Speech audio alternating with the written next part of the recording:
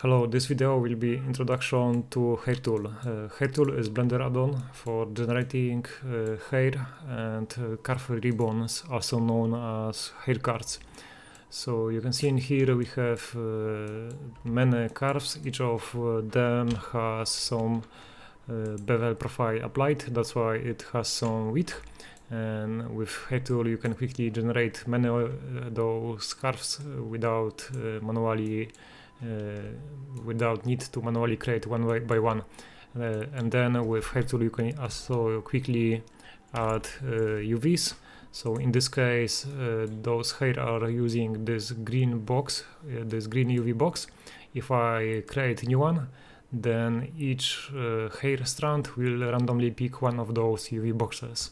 So when you are done modeling and UVing the curve ribbons, you can convert them with Ctrl+Shift+H and convert curve ribbons to mesh ribbons. And then this is mesh, and this mesh has UVs applied, and it looks basically the same as curve ribbons, and it can be exported to any game engine.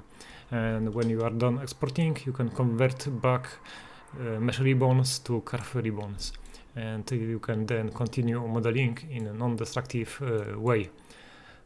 So this is a very convenient way of modeling. So now I will show you three main ways of generating curve ribbons in HTool. So one way is to use mesh surface for guiding the curves. So let's maybe deform this like so, and we will be using this mesh made of quads for generating curves by marking one edge loop as sharp. So under the Ctrl+E I mark this top loop as sharp, and then in the object mode using Ctrl+Shift+H I use curves from grid surface option, and now you see we have some curves generated. If I play with the settings, reduce the randomization, you see that those curves are now following the topology of the grid mesh.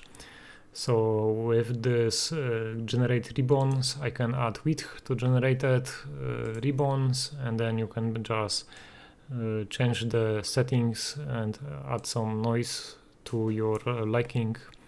And this is a very fast and easy way to make many hair cards.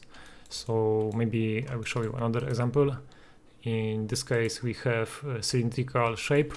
I will mark top edge as sharp, and let's generate one more time curves from grid. Maybe reduce the noise amplitude, generate more strands, and all those settings are explained very well in the documentation. So I will add more, I will convert those curves to ribbons by using this checkbox. I will increase the width, and just like that we can have different result. So this is the first way of generation of hair in HTool. Second way is using particle hair. So we have particle object with particle hair system. I will now go into particle edit mode, and we can comb the hair. So now with HTool, in the HTool panel, hair grooming, we can create settings, and now enable interactive grooming. Now you see each curve, each hair has one curve ribbon generated. If we want, we can generate more curve ribbons by enabling children. So generate children, and then maybe increase the amount. Maybe 300 should be enough. Maybe I can increase the strand width like so. And now you will see that when I comb the parent strands, all the curve ribbons will be updated as soon as I release left mouse button. So if you have problem seeing the parent strands, you can enable this parent strand overlay, and now you will have this yellow color that will show you where are those parent strands. So those settings are described in the documentation, so I won't go through them in here.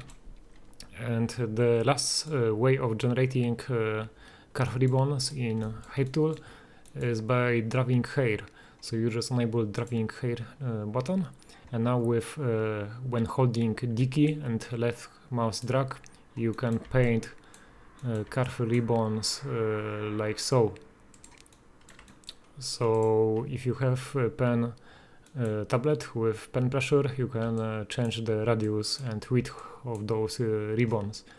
So if I want to adjust the settings, you can maybe reduce the distance, elevation distance, or change the elevation fall off, and those settings are described also in the manual, so I recommend you checking this out because there are many images with examples what are those settings doing. So yeah, this covers the three main methods of generating curve ribbons with HTool. Now I will show you what are those pie menu options doing. You can change the default Ctrl-Shift-H hotkey in the add-on preferences in the hotkeys, and in here you can switch this to anything you like. So let's start from the top and then go clockwise. I will switch to shaded view, and first is adjust profile. What it does, it is changing the look of the ribbons, adding more subdivisions. It is actually not subdividing, it is actually not adding more points, it is just changing this parameter in the curve data. So you see, if I set this to 2, it is also here 2. The segments V, it is adding more points in this direction. The strand width is changing width. Protrusion is making this more round or flat.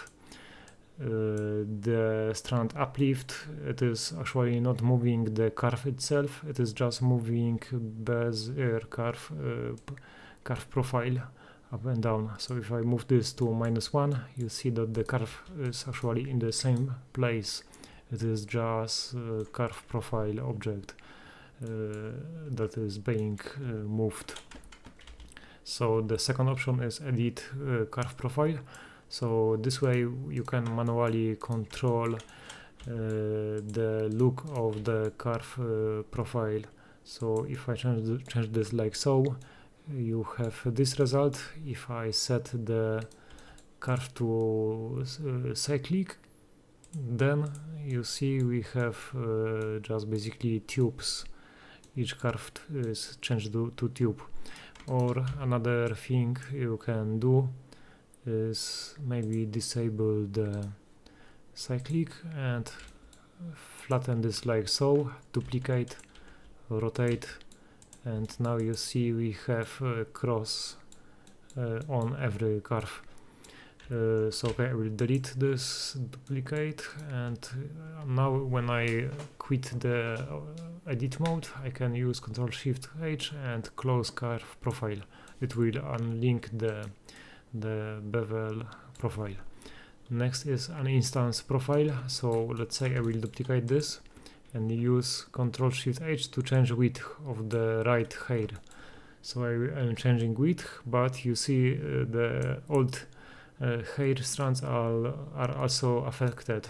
It is because they are sharing the curve profile object. So I can uninstance this profile with this button. And now if I change the properties, you see now it is only changing the right copy. So this is useful if you want to separate the bevel profile. Next we go to the right. So curve ribbons to mesh ribbons, it is converting hair to mesh. It will preserve UV and material. So we can go back from mesh to curve with this button, mesh ribbons to curve ribbons. Now let's say I will select a few curves and then run Ctrl-Shift-H, generate braids. Now each strand is converted to braid. You can change some properties in here, and those settings are described in the add-on documentation. If you run this same operation in object mode, it will generate a braid for each curve. Also note that the selected curve is now split into multiple objects. So now I can select each of them like so, and if I change length, I can just select now the braid and run update braid. Now its length is adjusted, and you can maybe change the main radius like so, or add more frequency. So now I will undo this, and next option is generating curls. So with this you can change the frequency or add randomization, and this way you have curly hair like so. Also those settings are described in the documentation in more detail. Next we have curves from grid surface. I already explained this, how to use this option to generate curves from mesh and use this mesh for guiding curves. So the next is align curve tilt. So we can use this.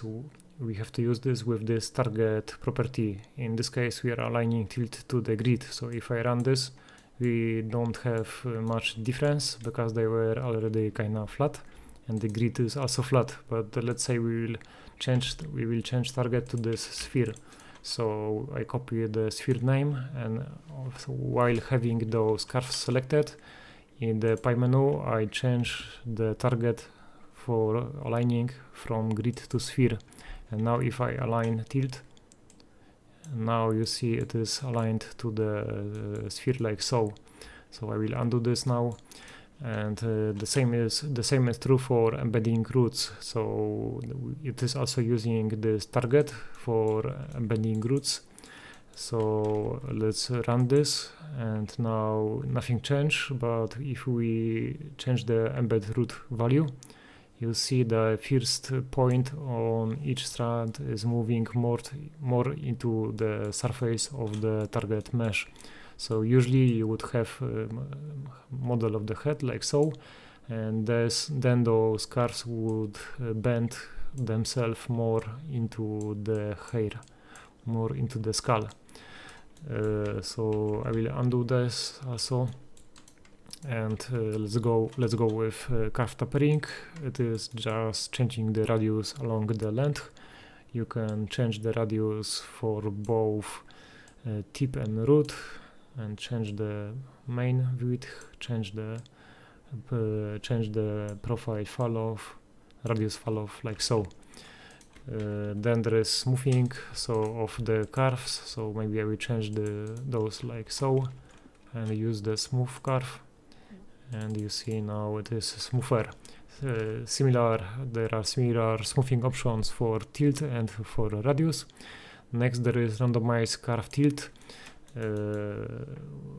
If I change the tilt angle to, let's say, 180 degrees, you see everything is rotated along the length from 0 to 180.